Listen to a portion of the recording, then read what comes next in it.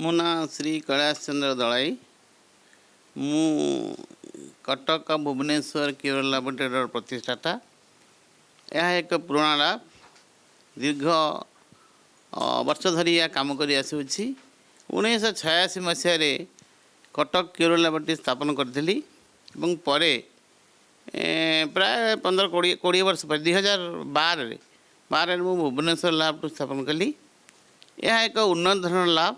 ये लैब रे बहुत प्रकार अत्याधुनिक बाहर प्रस्तुत माने तैयारी होता सबू इंस्ट्रूमेंट मान रखाई ऑटोमेटिक सिस्टम रे सबू कम हो पारुछि एवं निर्भुल भाव में आम सबू लोक मान को रिपोर्ट दे पारुछु।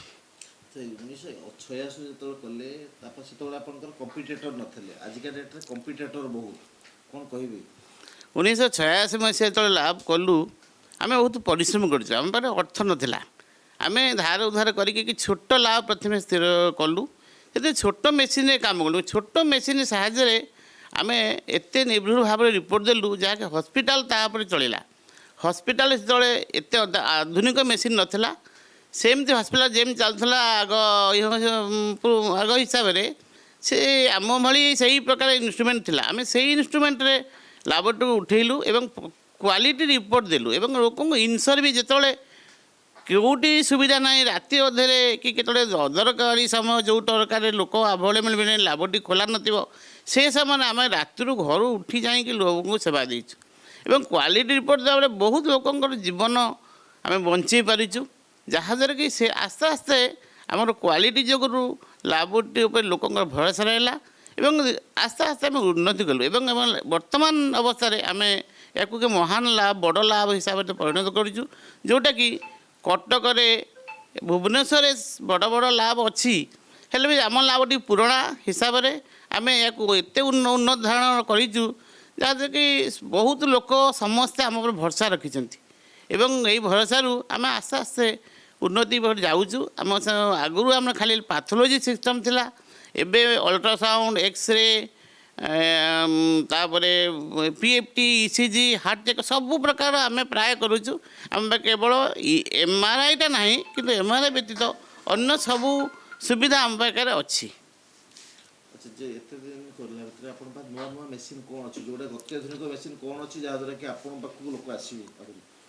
बर्तमान तो अत्याधुनिक मेसीन बहुत आनिले से आम बेले नाला। आम मुझे कटकर प्रथम लैब जे कि ऑटोमेटेड इंस्ट्रूमेंट पकई जहाँद्वारा कि हॉस्पिटल गोटे ऑटोमेटेड इंस्ट्रूमेंट मु चाकरी कला बेले चलाऊली तारी टेक्नोलोजी मत जना था एवं से मुझे भाविली जे यही टाइप मेसीन जब मु लैबोरेटरी पकईबी ताल मो लैबोरेटरी आस्ते आस्ते उन्नति कर मुझे इंस्ट्रूमेंट गोटे ओडिशा मतलब कह कटक ओडिशा नाला प्राय ओडिशा माने कटक भुवनेश्वर बुझे हॉस्पिटल माने स्वास्थ्य हिसाब से किंतु कटक कौटी नाला भुवनेश्वर प्राय नाला से मुझे ऑटोमेशन मेसीन चलैला पकईला मोर क्वालिटी बहुत भल लगा लोक मैंने बहुत भरोसा कले अति शीघ्र से रिपोर्ट पाइपारे जहाँद्वारा कि लैबोरेटरी इम्पोर्टान्स बढ़ला।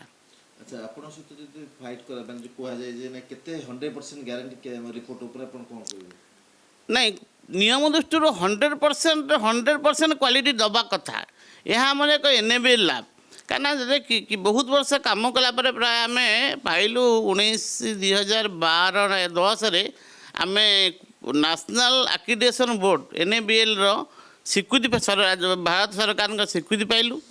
भारत सरकार स्वीकृति माने तुमको 100% क्वालिटी दवा पड़ो जदि क्या भाँ कौन मिस्टेक हुए से अलग कथा किंतु 100% क्वालिटी आम कंट्रोल कैलिब्रेटर ये सब लगे प्रथम काम आरंभ करूँ। कंट्रोल कैलिब्रेटर हूँ लैबोरेटरी टेस्टर मूल जिनस यही जिनस यदि कंट्रोल कैलिब्रेटर भूल है कैलिब्रेटर कंट्रोल भूल है ताहले लैबोरेटरी क्वालिटी आस्ते आस्ते कम तेणु सब आम जज करूँ पिला माने काम कर भारी सिद्धहस्त एवं भल क्वालिटी रिपोर्ट कर सब टेक्निक जानते से स्थिर स्थिर स्थिर मन कम करती निर्भुल रिपोर्ट देवाई से सब तत्पर था। जो रिपोर्ट कथा आसूची निर्भुल रिपोर्ट आपण दउछंती आपण सहित आपनकर बहुत ना अछि बहुत आगुरु जेमति कि जेतोले आसूची जे बहुत जेमति के पेशेंट आसन जे ना क्योर होले ही बेस्ट केमिति हला बेस्ट बेस्ट बार मुख्य कारण हूँ क्वालिटी ଆପଣ ଲୋକଙ୍କୁ କ୍ୱାଲିଟି ରିପୋର୍ଟ ଦେବେ, ଲୋକଙ୍କ ସାଙ୍ଗେ ଭଲ ବ୍ୟବହାର କରିବେ। ଏଇ ଜିନିଷ ବ୍ୟବହାର ଆଉ କ୍ୱାଲିଟି ଏହାକୁ ଲକ୍ଷ୍ୟ କରି ଲୋକମାନେ ଆସନ୍ତି। ତା ବ୍ୟତୀତ ଆମେ କ'ଣ କରୁ, ବହୁତ ଲୋକଙ୍କୁ ସୁବିଧା ଦେଉ। ଇଭିନ୍ ଦରକାର ପଡ଼ିଲେ କ୍ୟାନ୍ସର ପେସେଣ୍ଟ ହୁଅନ୍ତୁ, ଗରିବ ପେସେଣ୍ଟ ହୁଅନ୍ତୁ, ଆମେ ତ ମାଗଣା ତାଙ୍କୁ କାମ କରିଦେଉ। ଇଭିନ୍ ଦରକାର ପଡ଼ିଲେ ଆମେ ବହୁତ ଲୋକ ପେସେଣ୍ଟ ପଇସା ନ ନେଇ କରାଉ ଏବଂ ଫ୍ରି ବି ମାନେ ଫେରେଇ ଦେଉ। ଯଦି କିଏ ଭୁଲରେ ପଇସା ନେଇଛି, ଗରିବ ଲୋକ ମନ ଦୁଃଖ କଲା, ନା ମୋର ପଇସା ନାହିଁ, ଦୂର ବାଟ ଯିବି, ବାଟ ଖର୍ଚ୍ଚ କରିବା ପଇସା ନାହିଁ, ଖାଇବାକୁ ପଇସା ନାହିଁ, ତାକୁ ଆମେ ପଇସା ଫେରେଇ ଦେଉ। ତେଣୁ ସେଇ ହିସାବରେ ଆମ ପାଖରେ ଲୋକ ଆସନ୍ତି, ଯେକୌଣସି ସାହାଯ୍ୟ ବେଶୀ ରେଟ୍ ନୁହଁ ଆମର ଏବଂ ସାହାଯ୍ୟ ପାଆନ୍ତି ସେମାନେ। ତେଣୁ ସେଇ ହିସାବରେ ସେ ଆସନ୍ତି। ଅନ୍ୟ ଅନ୍ୟ ଯେତେ ଅଛି କ୍ଲିନିକ୍ ଅଛି କିମ୍ବା ଅନ୍ୟ ଯେଠି ଲାବୋରେଟୋରୀ ଅଛି ଯେଉଁ ଟେଷ୍ଟ କରୁଛନ୍ତି ତା ତୁଳନାରେ ଆପଣଙ୍କର କେତେ କମ୍ ଅଛି, କେତେ ପରସେଣ୍ଟେଜ କମ୍ ବୋଲି ଭାବୁଛନ୍ତି? ଅନ୍ୟ ଧରନ୍ତୁ ଅନ୍ୟ ନା ନା, ଆମର ସବୁ ପରସେଣ୍ଟ ଠିକ୍, ଆମର କମ୍ କିଛି କେଉଁଥିରେ ନାହିଁ। ଆମେ ବଡ଼ ବଡ଼ ଲାଭ ଧରନ୍ତୁ ଆପୋଲୋ ହେଲା ହଉ, ଧରନ୍ତୁ ଅନ୍ୟ ଜାଗାରେ ଯଦି 100 ଟଙ୍କାରେ ଟେଷ୍ଟ କରୁଛନ୍ତି, ଆପଣଙ୍କ ପାଖରେ 80 ଟଙ୍କାରେ ଟେଷ୍ଟ କରୁଛନ୍ତି କି? ମାନେ ସେମିତି କିଛି ପରସେଣ୍ଟେଜ କମ୍ ରହୁଛି କି ଅନ୍ୟ ତୁଳନାରେ? ହଁ ଆମେ କ'ଣ 80 ଟଙ୍କାରେ କ'ଣ ଆହୁରି କମ୍ରେ କରିପାରୁଛୁ ଏବଂ ଦରକାର ପଡ଼ିଲେ ମାଗଣା ବି କରିଦେଉଛୁ ଲୋକଙ୍କର। ଗରିବ ଲୋକମାନେ ଯେଉଁମାନେ ଦେଇପାରିବେନି, ଆମେ ମାଗଣା ବି କରିଦେଉଛୁ, କମ୍ରେ କରିଦେଉଛୁ, ମାଗଣା ବି କରିଦେଉଛୁ। କରିଛନ୍ତି ଲାବୋରେଟୋରୀ ସହିତ ତା ସମ୍ପର୍କରେ କ'ଣ କହିବେ? ନା, ମୋର ବହୁତ ଦିନ ଗୋଟେ ଆଶା ଥିଲା ଯେ ଯେଉଁ ଟେକ୍ନିକାଲ ପିଲାମାନେ ଆମ ପାଖରେ କାମ କରୁଛନ୍ତି ସେମାନେ ଉନ୍ନତ ଧରଣର ଶିକ୍ଷା ପାଇବା ଦରକାର। ଆମ ପାଖରେ ପ୍ରଥମେ ଯେଉଁ ପିଲାମାନେ କାମ କରୁଥିଲେ ସେମାନେ ଏତେ ଏକ୍ସପର୍ଟ ନଥିଲେ। ସେମାନେ ଆମ ପାଖରେ କାମ କଲେ, ତାଙ୍କୁ ଆମେ ଶିଖେଇଲୁ, ମେସିନ୍ ଶିଖେଇବା, ଟେକ୍ନିକ୍ ଶିଖେଇବା, କାଲିବ୍ରେସନ୍ ଶିଖେଇବା, କଣ୍ଟ୍ରୋଲ କାମ ବ୍ୟବହାର କରି ଶିଖିବ, କେମିତି ଭଲ ରିପୋର୍ଟ ହେବ ତାକୁ ଶିଖେଇକି ଆସ୍ତେ ଆସ୍ତେ ସେ ପିଲାମାନଙ୍କୁ ମଣିଷ କରିଛୁ। ତାର ପଛରେ ଯେଉଁ ପିଲାମାନଙ୍କୁ ଆମେ ଆଣିଲୁ, ଦେଖିଲୁ ସେମାନଙ୍କର ପାଠ ଜଣା ନାହିଁ। ମାନେ ସେ ଯେଉଁ ପ୍ରାଇଭେଟ୍ ଇନଷ୍ଟିଚ୍ୟୁଟ୍ ପାସ୍ କରିଛନ୍ତି, ସାର୍ଟିଫିକେଟ୍ ଖଣ୍ଡ ଧରିଛନ୍ତି, ତାଙ୍କ ପାଖରେ କିଛି ପାଠ ନାହିଁ। ତ ଆମେ ଭାବିଲୁ ଏଇ ପିଲାମାନେ ତ ସାର୍ଟିଫିକେଟ୍ ଧରିକି ଯାଇଛନ୍ତି, ତାଙ୍କର ପାଠ ନାହିଁ, ତ ତାଙ୍କୁ କ'ଣ ଆମେ ପୋଷ୍ଟିଂ କରୁ। ତଥାପି ତାଙ୍କୁ ଆମେ ଶିଖେଇଲା ପରେ କିଛି ଲୋକଙ୍କୁ ଆମେ ଜଏନ୍ କରିବାକୁ ଦେଇଥିଲୁ। ତାହେଲେ ଯେଉଁମାନେ ଭଲ ନ କଲେ, ଦେଖିଲେ ଭଲ କରୁନାହାନ୍ତି, ତାଙ୍କୁ ବିଦା କରିଦେଇଥିଲୁ। ତାପରେ ପରେ ଆସ୍ତେ ଆସ୍ତେ ଆମେ ଭାବିଲୁ ଯେମିତି ଏମିତି ଗୋଟେ ଭଲ ଇନଷ୍ଟିଚ୍ୟୁଟ୍ ମେଡ଼ିକାଲ କଲେଜରେ ଯେଉଁ ପିଲାମାନେ ପାସ୍ କରୁଛନ୍ତି ସେମାନେ ଭଲ କରୁଛନ୍ତି, ଯେଉଁମାନେ ପ୍ରାଇଭେଟ୍ ପାସ୍ କରୁଛନ୍ତି ସେମାନଙ୍କର ଏତେ କ୍ୱାଲିଟି ନାହିଁ, ନଲେଜ୍ ନାହିଁ। ତେଣୁ ଆମେ ଭାବିଲୁ ଯେ ଗୋଟେ ଅନୁଷ୍ଠାନ ଗଢ଼ନ୍ତି, ଯେଉଁ ଅନୁଷ୍ଠାନକୁ ଭଲ ଗୁଣାତ୍ମକ ଶିକ୍ଷା ଦେଇପାରନ୍ତି, ଯେଉଁ ପିଲାମାନେ ଭଲ କରନ୍ତେ ଏବଂ ଭଲ ଟେକ୍ନିକ୍ ଜାଣନ୍ତେ, ସେ ନିଜେ ବଞ୍ଚିପାରନ୍ତେ କି ଅନ୍ୟ ପାଖରେ କାମ କରିପାରନ୍ତେ। ସେଇ ଦୃଷ୍ଟିରୁ ମୋର ବହୁତ ଦିନ ଆଶା ଥିଲା।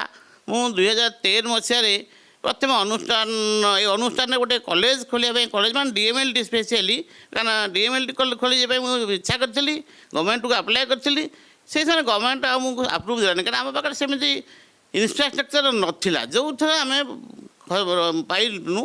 କିନ୍ତୁ ଏବେ ଦେଖିଲି ଆସ୍ତେ ଆସ୍ତେ ମୁଁ ଗୋଟେ ଏଇଠି ପାହାଳରେ ଗୋଟେ ଘର ବନେଇକିରି ମୁଁ ଦେଖିଲି ଏଇଠି ନିଶ୍ଚୟ ମୁଁ ତିଆରି କରିବି ଗୋଟେ ଅନୁଷ୍ଠାନ।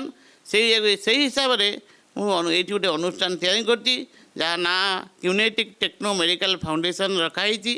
ଏଠି ଆମେ 2 ବର୍ଷ ହେଲା DMLT ଷ୍ଟୁଡେଣ୍ଟମାନଙ୍କୁ ଆଡ଼ମିସନ୍ କରୁଛୁ। ସେମାନଠୁ ଆମେ ଅଧିକ ପଇସା ନେଉ, ଯେତିକି ପଇସା ସରକାର ସ୍ଥିର କରିଛନ୍ତି ସେଇ ହିସାବରେ ଆମେ ପିଲାଙ୍କଠୁ ପଇସା ନେଉଛୁ।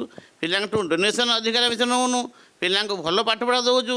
ଆମ ପାଖରେ ଯେଉଁ ଫ୍ୟାକଲ୍ଟି ଅଛନ୍ତି ସେମାନେ ସବୁ ମେଡ଼ିକାଲ କଲେଜର ଫ୍ୟାକଲ୍ଟି, ସେମାନେ ଆମକୁ ସାହାଯ୍ୟ କରୁଛନ୍ତି, ସେମାନେ ସେ ପାଠ ପଢ଼ାଉଛନ୍ତି ଏବଂ ଭଲ ଟିଚର, ଭଲ ଡାକ୍ତରମାନେ ଆମେ ଏଠି ରହିବା ଦ୍ୱାରା ଆମ ପିଲାମାନେ ଭଲ ଶିକ୍ଷା ପାଉଛନ୍ତି। ଗତ ବର୍ଷ କିଛି ପିଲା ଏ ବର୍ଷ ଫାର୍ଷ୍ଟ ଇୟର୍ ପରୀକ୍ଷା ଦେବାକୁ ଯାଉଛନ୍ତି ଏବଂ କମିଂ ବର୍ଷରେ ଆଉ ବର୍ଷ ବ୍ୟାଚ୍ ପିଲା ଆସିବେ ଏବଂ ଆମେ ଆଶା କରୁଛୁ ଯେଉଁ ପିଲାମାନେ ଏଠି ପାଠ ପଢ଼ିବେ ସେମିତି ସବୁ ବିଷୟରେ DMLT ଡିପ୍ଲୋମା ମେଡ଼ିକାଲ ଟେକ୍ନିକ୍ ବିଷୟରେ ସବୁ ଜାଣିପାରିବେ। ଆଜିକାଲି ଯେଉଁ ଅତ୍ୟାଧୁନିକ ମେସିନ୍ ସବୁ ଆସିଲାଣି ସେ ବ୍ୟବହାର ସେମିତି କିପରି ଜାଣିବେ। ମୋ ପାଖରେ ସେ ପ୍ରକାର ଇନଷ୍ଟ୍ରୁମେଣ୍ଟ ସବୁ ଅଛି ମୋ ଲାବୋରେଟୋରୀରେ, ସେଇମାନଙ୍କୁ ଏଇଠି ପ୍ରାକ୍ଟିକାଲ ଟ୍ରେନିଂ ଦେଇକି ଏକ୍ସପୋର୍ଟ କରାଇବି। ଦରକାର ପଡ଼ିଲେ ଏଇଠି ଚାକିରି କରିପାରନ୍ତି କିମ୍ବା ଦରକାର ବାହାରେ ଯାଇକି ଚାକିରି କରିପାରନ୍ତି। ସେ ଯେଉଁ ପିଲାମାନଙ୍କ ପାଇଁ କେତେ ଟଙ୍କା ପାଖାପାଖି ଫିସ୍ ହେଉଛି? ଗୋଟେ ସାଧାରଣ ପରିବାର ଲୋକ ପିଲାଟି ଆସି ଚାହିଁଲେ ପାଠ ପଢ଼ିପାରିବ କି ଏଠି? ହଁ, ଆମେ ବି ମାଗଣା କରିପାରିବୁ, କିଛି କଥା ନାହିଁ, ମାଗଣା କରିବି। ଯଦି ପିଲା ଚାହୁଁନି ଗରିବ ଲୋକ ମୁଁ ପଢ଼ିବି, ଭଲ ନଲେଜ ଅଛି ତା'ର, ତାକୁ ଆମେ ମାଗଣା ବି ସାହାଯ୍ୟ କରିପାରିବୁ।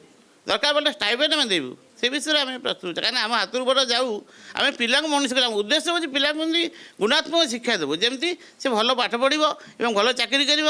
ଯାହା ସେ ଗୋଟେ ଏଇ ଅନୁଷ୍ଠାନରେ ପଢ଼ିଛି ବୋଲି ଗୋଟେ ଆମ ଗୌରବ ରହିବ। ଆପଣଙ୍କ ତଥାପି ଗୋଟେ ସାଧାରଣ ପିଲା କେତେ ପାଖାପାଖି ଆପଣ କୋର୍ସ ଫି କ'ଣ କେମିତି ରଖିଛନ୍ତି, ଆଉ କେମିତି କ'ଣ ଗୋଟେ ପିଲା ଆସିବ ବୋଲି ଭାବୁଛନ୍ତି? କୋର୍ସ ଫିସ୍ ଗଭର୍ଣ୍ଣମେଣ୍ଟ ରଖିଛି ବର୍ଷକୁ 60,000, 2 ବର୍ଷକୁ 1,20,000। ଆମେ କ'ଣ କରୁଛୁ ଯେଉଁ ପିଲା ଦେଇପାରୁନି ତାକୁ ମଧ୍ୟ କମ୍ କରିକି ଆମେ ରଖୁଛୁ। ସେ ପଇସା ଆମ ହାତରୁ ଯାଉ ପଛେ ତାଠୁ କମ୍ରେ ବି ଆମ ପିଲାଙ୍କଠୁ ରଖୁଛୁ। ଯିଏ 60,000 ଦେଲା ଯେ ନ ଦେଇପାରିଲା ସେ କମ୍ ଦେଲେ ବି ଚଳିବ। ଆପଣ ଏତେ ପୁରୁଣା ଲୋକ ଯେତେବେଳେ 1986 ମସିହାର କଥା ଆଉ ଏ ହେଉଛି 2025 ମସିହାର କଥା, ସେତେବେଳେ ବର୍ତ୍ତମାନ ଭିତରେ କ'ଣ ଫରକ ଆପଣ ଦେଖୁଛନ୍ତି? ସେତେବେଳେ ଯେଉଁ ହିସାବରେ ଟେଷ୍ଟ ହେଉଥିଲା ସବୁ ଅଟୋମେସନ୍ ନଥିଲା, ମାନୁଆଲ୍ ଭାବରେ କାମ ହେଉଥିଲା। ଆମେ ସବୁ ଯେତେବେଳେ ଚାକିରି ମୁଁ ଏସି ମେଡ଼ିକାଲ କଲେଜ ଚାକିରି କରିଥିଲି, ସେତେବେଳେ ଆମେ କଲାବେଳେ ଆମେ ପାଟିରେ ବ୍ଲଡ଼୍ ଟାଣୁଥିଲୁ, ହାତରେ ସବୁ କାମ କରୁଥିଲୁ, ପିପେଟିଂ ହାତରେ କରୁଥିଲୁ। ଏବେ ସେସବୁ ପୁରା ଉଠିଗଲାଣି। ଏବେ କୌଣସି ଲୋକ ହାତରେ ବା ଟେକ୍ନିକାଲ ଷ୍ଟାଫ୍ ହାତରେ ବ୍ଲଡ଼୍ ଲାଗିବାର ନାହିଁ। ସବୁ ଅଟୋମେଟିକ୍ ପେସେଣ୍ଟରୁ ବ୍ଲଡ଼୍ ଟାଣିଲ, ତାକୁ ମେସିନ୍ରେ ଭର୍ତ୍ତି କଲ, ବାରକୋଡ଼ିଂ ସିଷ୍ଟମ୍ ଅଛି, ଅଟୋମେଟିକାଲି ରିପୋର୍ଟ ଯାଇକି କମ୍ପ୍ୟୁଟରରେ ପହଞ୍ଚିବ ଏବଂ ଲୋକଙ୍କ ପାଖରେ ପହଞ୍ଚି ଯାଉଛି। ସେମାନେ କ'ଣ ପାଇଁ ଆପଣଙ୍କର ମେଡ଼ିକାଲ ଲାଇନ୍ ପ୍ରତି ଯେତେବେଳେ ପିଲାଟି ଦିନରୁ ଚିନ୍ତା କଲେ, କାହିଁକି ଏମିତି ଚିନ୍ତା କରିଥିଲେ? ଆଉ ଏତେ ଯେଉଁ ମାଗଣା ସ୍ୱାସ୍ଥ୍ୟ ସେବା ଦେଉଛନ୍ତି ଲୋକଙ୍କୁ, କାହିଁକି ଏମିତି ଚିନ୍ତାଧାରା ଆସିଲା? ମୋର ପିଲାଦିନ କଥା କହୁଛି, ମୁଁ ISC ପଢ଼ୁଥିଲି ଷ୍ଟୁଡେଣ୍ଟ ସାଇନ୍ସ କଲେଜରେ। ଦିନେ ମୋ ଦେହ ଭଲ ନଥିଲା, ମୁଁ ସବୁ ଆସିଲି ମେଡ଼ିକାଲ କଲେଜକୁ। ଗୋଟେ ଡାକ୍ତର ଦେଖିଲା ମୁଁ ବିଭିନ୍ନ ଦୁସ୍ଥ ରୋଗୀମାନେ ମୋ ପାଖରେ ବସିଛନ୍ତି। ତାଙ୍କୁ ଦେଖିକି ମୋ ମନରେ ଦୁଃଖ ହେଲା। ମୁଁ ଭାବିଲି ଭଗବାନ ଡାକିଲି, ଭଗବାନ ମୋତେ ଗୋଟେ ମେଡ଼ିକାଲରେ ଡାକ୍ତର କରିଦିଅ, ନହେଲେ ଗୋଟେ ଚାକିରି ଦିଅ। ମୁଁ ସେତେବେଳେ ଡାକ୍ତର କରିବା ଆଶା କରିଥିଲି, ଚାକିରି କରିବା ଆଶା କରିଥିଲି, ଡାକ୍ତର ମୋତେ କରିଦିଅ।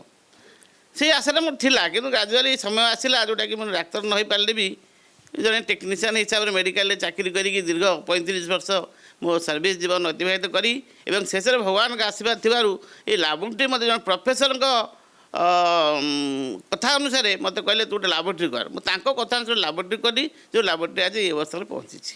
ଲାବୋରେଟୋରୀ କଲାବେଳେ କେତେ କ'ଣ ସେତେବେଳେ ଇନଭେଷ୍ଟ କରିଥିଲେ ଆଉ କେତେ କଷ୍ଟ ସହିଥିଲେ ସେତେବେଳେ? ହଁ, ସେତେବେଳେ ମୁଁ ମାତ୍ର 5,000 ଟଙ୍କା, 1986 ମସିହାରେ ମୁଁ ମିସେସ୍ର ଗହଣା ବନ୍ଧା କରି 5,000 ଟଙ୍କା ଦେଇକି ଲାବୋରେଟୋରୀ ଆରମ୍ଭ କରିଥିଲି ଏବଂ ଛୋଟ ଛୋଟ ମେସିନ୍ରେ କାମ କରୁଥିଲି।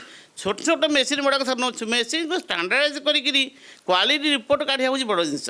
ସେଇ କାମ କରିକି ସଠିକ୍ ରିପୋର୍ଟ ଲୋକମାନଙ୍କ ପାଖରେ ପହଞ୍ଚାଇଥିବାରୁ, ଲୋକମାନେ ଆରୋଗ୍ୟ ହୋଇଥିବାରୁ ଏହିପରି ଲାବୋରେଟୋରୀ ମୋର କ୍ୱାଲିଟି ବଢ଼ିଲା। ଓଡ଼ିଶାରେ ଆପଣଙ୍କ ପାଖକୁ ଯେତିକି ବି ଆସୁଛନ୍ତି, ଆପଣଙ୍କର ପେସେଣ୍ଟ ଆସୁଛନ୍ତି, ତାଙ୍କ ପାଇଁ ଆପଣ କ'ଣ ବାର୍ତ୍ତା ଦେବେ? କ୍ୟୁଆରଏଲ୍ ତରଫରୁ କ'ଣ ବାର୍ତ୍ତା ଦେବେ? ଯେଉଁ ଲୋକମାନେ ମୋ ଲାବୋରେଟୋରୀ ଆସନ୍ତୁ ଏବଂ ଯେକୌଣସି ଲାବୋରେଟୋରୀ ଆସନ୍ତୁ, ସମସ୍ତେ ଆଶା କରନ୍ତି ଆମେ ଭଲ ରିପୋର୍ଟ ପାଇବୁ ଏବଂ ଭଲ ଡାକ୍ତର ଦେଖାଇବୁ ଏବଂ ଶୀଘ୍ର କେମିତି ଆରୋଗ୍ୟ ହେବୁ। ତେଣୁ ଆମର ଉଦ୍ଦେଶ୍ୟ, ଆମ ପାଖରେ ଯେଉଁ ଲୋକ ଆସିବ କି ଯେଉଁଠି ଯାଉ, ଆମେ ତାଙ୍କୁ ଭଲ ସୁବିଧା ଦେବୁ, ତାଙ୍କୁ ଭଲ ବ୍ୟବହାର କରିବୁ, ଶସ୍ତାରେ କାମ କରାଇବୁ ଏବଂ କ୍ୱାଲିଟି ରିପୋର୍ଟ ଦେବୁ ଏବଂ ଠିକ୍ ଟାଇମ୍ରେ ରିପୋର୍ଟ ଦେବୁ, ଯେମିତି ଲୋକ ଭାବରେ ଉପକୃତ ହେବ ଏବଂ ଶୀଘ୍ର ଆରୋଗ୍ୟ ହେବ। ତେଣୁ ସମସ୍ତଙ୍କୁ ଆମ ପାଖକୁ ଆସନ୍ତୁ, ଯେଉଁଠି ଆସନ୍ତୁ ସେ କଥା ବଡ଼ କଥା ନୁହେଁ, କିନ୍ତୁ ସମସ୍ତେ ଭଲ ଭାବରେ କୌଣସି ଲୋକ ଡିସପ୍ଲିଜ୍ ହେଇ ଲାବୋରେଟୋରୀ ନ ଯାଉ, ସମସ୍ତେ ଖୁସିରେ ଯାଆନ୍ତୁ। ଯଦି କୌଣସି ଲୋକ କ୍ୟୁଆରଏଲ୍ରେ ଅସନ୍ତୋଷ ସାମାନ୍ୟ ହେଲା, ତା ପାଇଁ କିଛି ବ୍ୟବସ୍ଥା କରୁଛନ୍ତି ଆପଣ? ଅସନ୍ତୁଷ୍ଟ ଏମିତି ବି ବହୁତ ଅଛନ୍ତି, କଷ୍ଟମର ଅଛନ୍ତି, ସେମାନେ ଆସନ୍ତି, ତାଙ୍କର ଆଟିଚ୍ୟୁଡ଼ ପ୍ରଥମେ ଯଦି ଟିକେ କେଉଁଠି ବେଗ ହେଲା ପାଟି କରନ୍ତି। ତେଣୁ ଆମେ ତାଙ୍କୁ ବୁଝେଇ ସୁଝେଇ ଯେ କୌଣସି ଆମେ ପିଲାମାନଙ୍କୁ ଯଦି କିଏ ତୁମ ଉପରେ କିଛି କିଏ ଆକ୍ସନ୍ କହିଲା, ପାଟି କଲା, ତୁମେ ଚୁପଚାପ ରହିବ, ତାଙ୍କୁ ବୁଝେଇ ସୁଝେଇ ବିଦା କର। ତେଣୁ ସେମିତି କିଛି ଆମ ଲାବୋରେଟୋରୀ ଘଟି ନାହିଁ। ସମସ୍ତେ ଏବେ ଆପଣ କ୍ୟୁଆରଏଲ୍ ଲାବୋରେଟୋରୀକୁ ବହୁତ ଭଲ ପାଉଛନ୍ତି ଏବଂ କ୍ୟୁଆରଏଲ୍ ଲାବୋରେଟୋରୀକୁ ହିଁ ଆସୁଛନ୍ତି। ଆପଣ ଚାହୁଁଛନ୍ତି ଯେ ସମସ୍ତେ ଆସନ୍ତୁ ଏବଂ ଯାହାର ଯାହା ଅସୁବିଧା ଅଛି ଏଠିକି ଟେଷ୍ଟ କରିକି ଯାଆନ୍ତୁ? ନା, ଆମେ ତ ଚାହୁଁଛୁ ଯେତେ ଲୋକ ଆସିଲେ ଆମର ଭଲ, ଆମର ସବୁ ପ୍ରକାର ସୁବିଧା ଅଛି। ଯେତେ ଟେଷ୍ଟ ଆସିଲେ ଆମେ କ'ଣକୁ ଫେରାଇ ପାରିବୁନୁ ଏବଂ ଯେତେ ୱାର୍କଲୋଡ଼ ଦେଲେ ବି ଆମ ଲାବୋରେଟୋରୀ ମେସିନ୍ ଗୁଡ଼ାକ ସେତେ ଶୀଘ୍ର ବି କାମ ବ୍ୟବହାର କରିପାରିବ। ତେଣୁ ସେଇଟା କିଛି ଅସୁବିଧା ନାହିଁ। ପେସେଣ୍ଟ ଯେତେ ଆସିଲେ ସେମାନେ ସମସ୍ତେ ଠିକ୍ ଟାଇମ୍ରେ ରିପୋର୍ଟ ପାଉଛନ୍ତି, ପାଇବେ।